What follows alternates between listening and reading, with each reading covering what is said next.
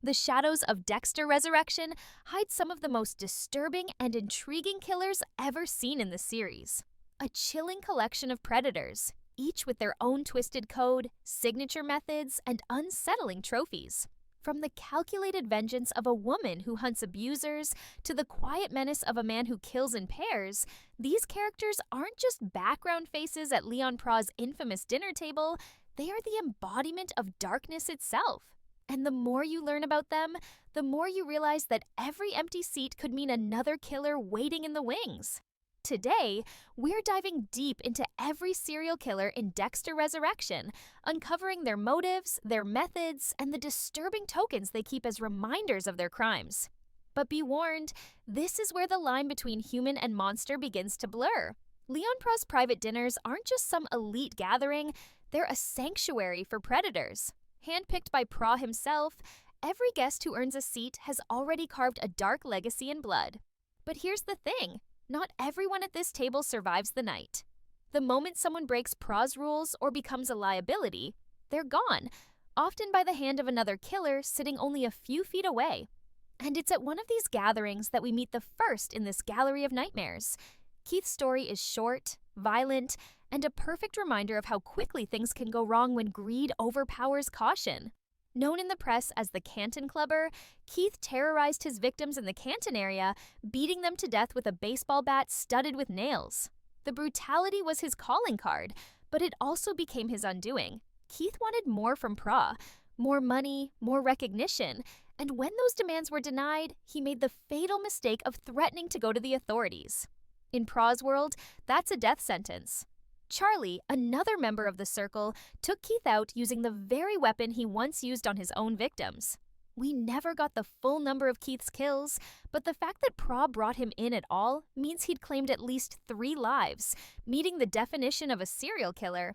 If there's one killer whose motives are soaked in personal tragedy, it's Ronald Schmidt, known as Red. His killing spree wasn't driven by greed or thrill, at least not at first, but by revenge. When rideshare services flooded the streets, Red's father, a traditional taxi driver, lost everything. The man had invested heavily in a taxi license that suddenly became worthless, and with no income, debt piling up, and no hope in sight, he took his own life. Red blamed the rideshare drivers for his father's death and began hunting them one by one. His method was clever and terrifying. Disguised in dark clothes, a cap, and a hoodie lined with infrared lights to scramble dashcam footage, Red would pose as a passenger and gain entry to the driver's car. Once in, he would psychologically torment them, making them think about their loved ones, twisting the knife with his own grief before physically killing them. His weapon of choice? A wire saw. A slow, brutal way to take a life, often ending with beheading. Each kill was commemorated with a trophy. The victim's driver's license, marked with a bloody cross over their photo. Red racked up 12 confirmed kills before Dexter finally outsmarted him, baiting him into a trap that ended his spree for good. Lowell, or Lel as he's sometimes called, is one of the more methodical killers at Pra's table. His obsession isn't with the act of killing itself, but with what comes after, the art. An anesthesiologist by profession, Lowell has the knowledge and tools to subdue his victims silently.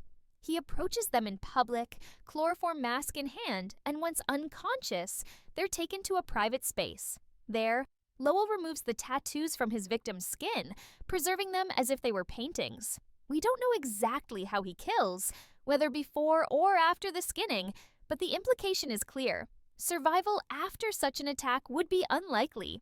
His trophy collection is morbid, a gallery of human canvases that once belonged to 26 people, each piece a testament to his unstoppable pressure, the way he describes the killing urge that builds until he acts. Lowell met his match in Dexter, but not before nearly claiming another victim in Jules, a young woman whose tattoo caught his attention. Mia's origin story starts with something all too real: abuse. Her sister was victimized by their mother's boyfriend while Mia was away. Upon learning what happened, Mia returned home and killed him. The justice she took into her own hands ignited something dangerous: the thrill of the kill. At first, she targeted predators and abusers, almost like Dexter himself, but without his strict code. Over time, the itch, her word for the compulsion to kill, grew stronger.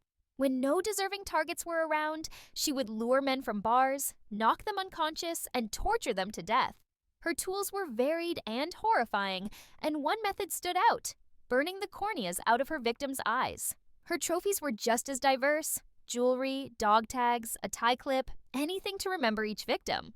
She's confirmed to have killed 7 men, nearly adding an 8th before being caught. Mia's shift from vigilante to sadist makes her one of the most unpredictable killers in Pra's circle. By the time we've met these 4, it's clear Leon Pra's table isn't a gathering of allies.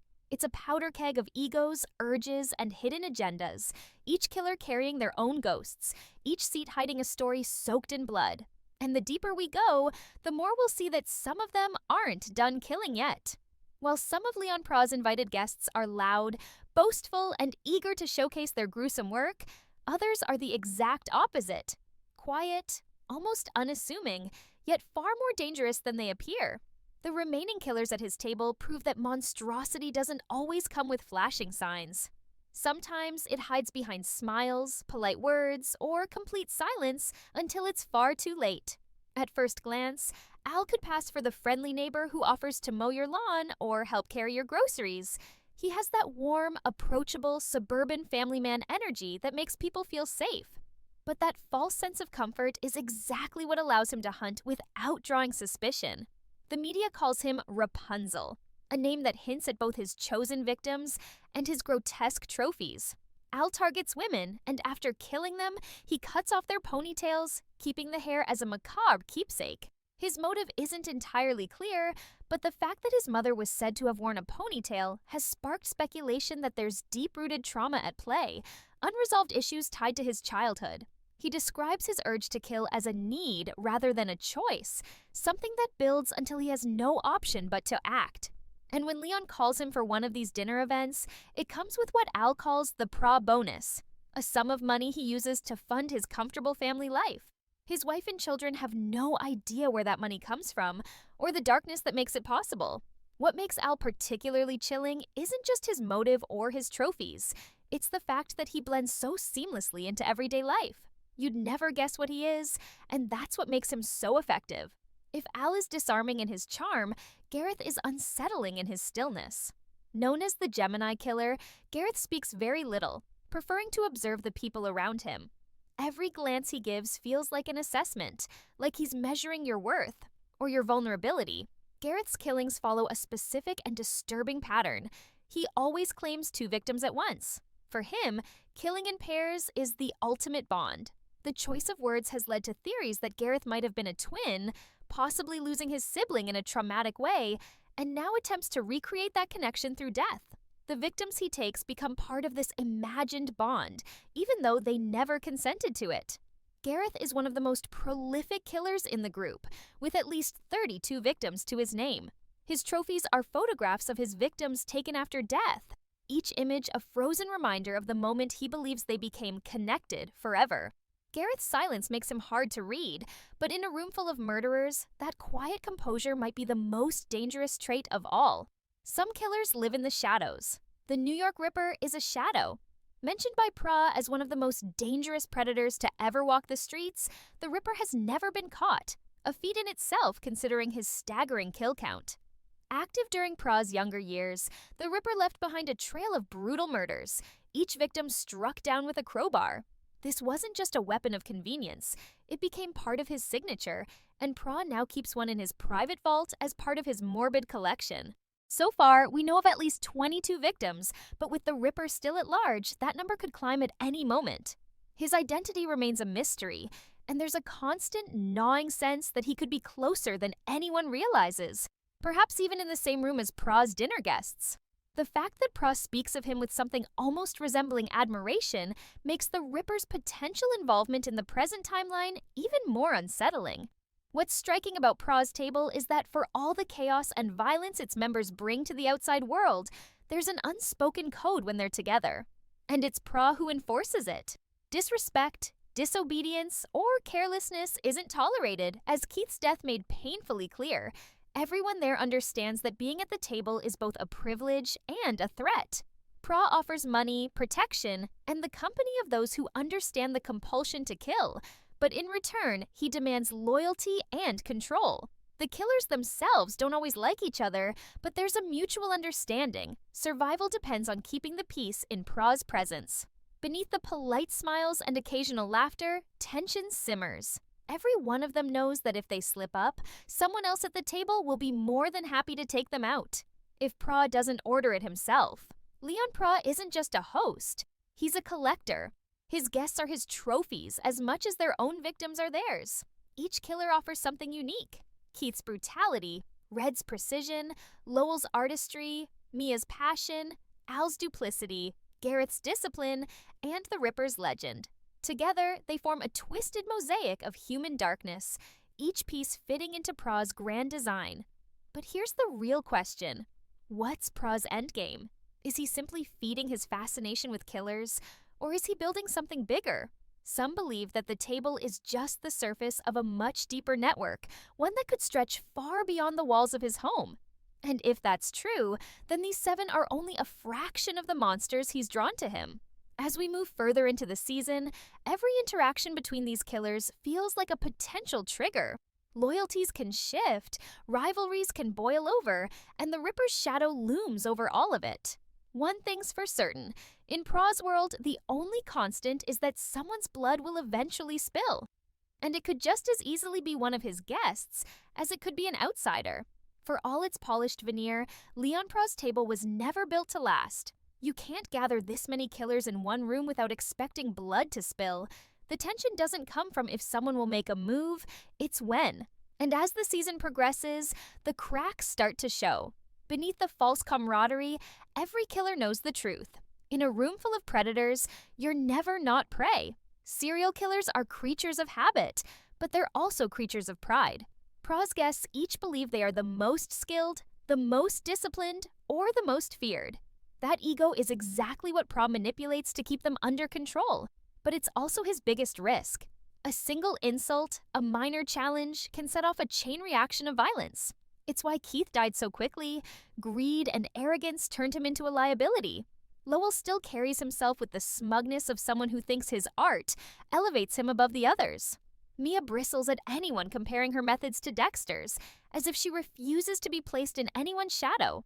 Al is polite but quietly competitive, taking mental notes of every story told at the table, perhaps already planning his own one-up kill.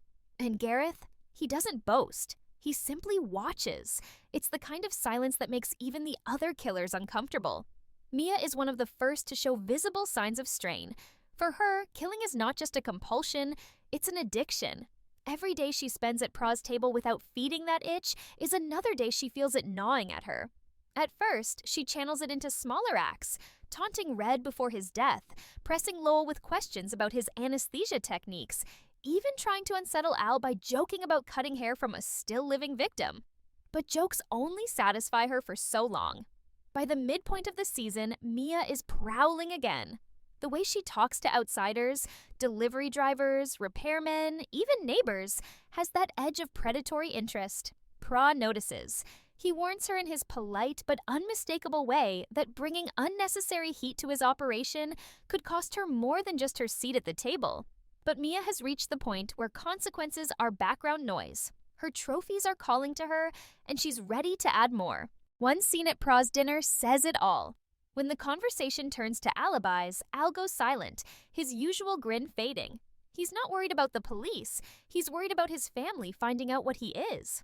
That worry could make him sloppy, or it could make him desperate enough to silence anyone who comes too close to the truth. And in a room where secrets are currency, desperation is dangerous. Gareth has barely spoken a word to Dexter since they met, but that doesn't mean he's ignored him. Quite the opposite. Gareth studies Dexter with the same cold focus he gives to potential victims. It's almost as if he sees Dexter not as an enemy or rival, but as a potential partner. For a man who kills in pairs, Dexter might represent the ultimate bond, someone equally skilled, equally dangerous. Whether Gareth wants to work with Dexter or kill alongside him remains unclear, but one thing's certain, Gareth doesn't watch people for fun. He watches them to decide whether they belong in his world or under his knife. The most chilling part of all this is that the deadliest killer in the room may not even be in the room. The New York Ripper's name keeps surfacing. usually in hushed tones or with a sideways glance. Pra speaks of him with the respect a general gives to a rival commander, and it's enough to make the others uneasy. Theories swirl. Is the Ripper watching them? Testing them? Could he even be one of them under a different name? The crowbar in Pra's vault becomes a silent reminder that somewhere out there is a killer who has evaded capture longer than any of them, and who might still be writing his story in fresh blood. By now, every glance across the table feels loaded. Every pause in conversation feels like someone weighing whether to strike. Dexter sits among them like a shark pretending to be another fish, calm, calculated, and waiting for the perfect opening. Pra keeps the evening moving with charm and authority, but even he can't keep the atmosphere from thickening. This isn't just a gathering anymore, it's a game of survival. And in Pra's game, there are no safe bets. The breaking point doesn't come with a scream, it comes with a whisper. A whispered insult, a subtle challenge, and suddenly the room full of predators remembers what they are. No amount of fine wine or gourmet meals can disguise the truth. Killers will kill. And in Leon Pra's carefully curated kingdom, it only takes one spark to turn civility into carnage. It's Lowell who moves first, though maybe not in the way anyone expected. For weeks, he's been bristling at Mia's constant needling, her jabs at his artist persona, the way she mocks his precision.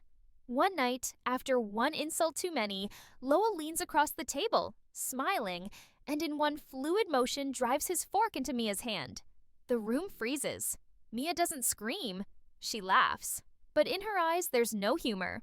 That's when everyone knows. Someone isn't leaving this table tonight. Mia waits until the next gathering to make her move. She arrives dressed to kill, literally, and spends the evening pretending Lowell's attack never happened. But when dessert is served, she switches seats, ending up beside him.